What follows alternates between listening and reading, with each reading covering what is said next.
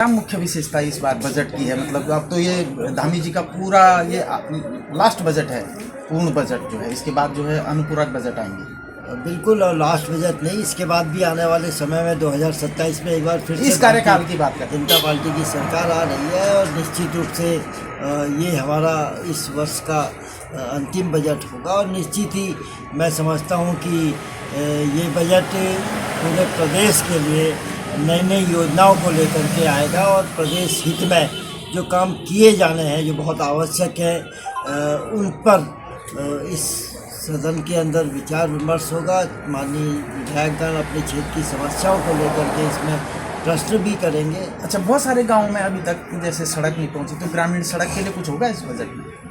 देखिए, निश्चित ही मैं कह सकता हूँ इस बात को कि अपने देश के यशस्वी प्रधानमंत्री जी के नेतृत्व में प्रधानमंत्री ग्रामीण सड़क योजना के माध्यम से आज लगभग सभी गाँवों में सड़क पहुँच रही है। जो गाँव छूटे हुए हैं उनमें भी अभी प्रस्ताव हमारे बने हुए हैं और बहुत जल्दी उन प्रस्तावों पर भी अविलंब कार्रवाई की जाने की आवश्यकता भी है और की जा रही है हमारे कर्नाटक विधानसभा में।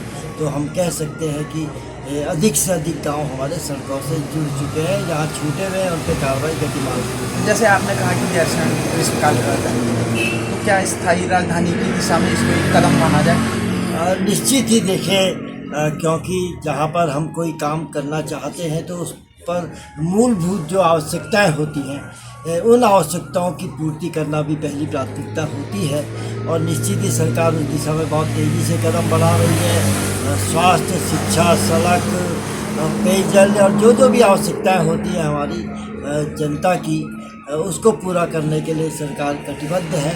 उस दिशा में हम तेज़ी से काम करें। अच्छा, एक मैं कहीं समाचार देख रहा था कि कर्णप्रयाग और चौखुटिया के बीच जो रेल लिंक है वो राजधानी से होते हुए स्थायी राजधानी गैरसैंण से होते हुए गुजरे, उस पर भी कोई सर्वे की बातचीत हुई?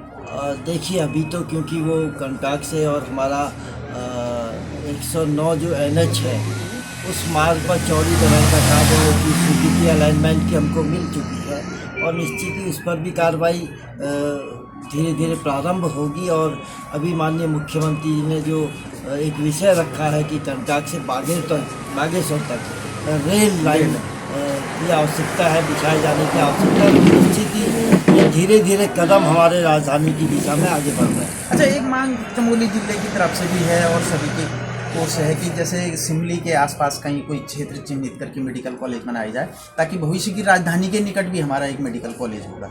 तो उस दिशा में कोई कदम है सरकार? बिल्कुल, केंद्र सरकार की योजना में है और माननीय प्रधानमंत्री जी ने आश्वस्त भी किया है पूरे देश को कि हर जिले के अंदर एक मेडिकल कॉलेज खोला जाएगा।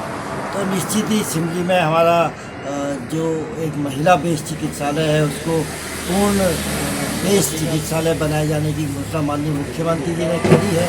उस पर कार्रवाई गतिमान है। बहुत जल्दी हमारा सिमली में बेस्ड चिकित्सालय स्थापित हो जाएगा तो उसके बाद आगे की कार्रवाई भी गतिमान रहेगी। तो आप थे कर्णप्रयाग के विधायक माननीय अनिल नौटियाल जी, उनसे हमने गैरसैंण सत्र को लेकर विस्तृत चर्चा की।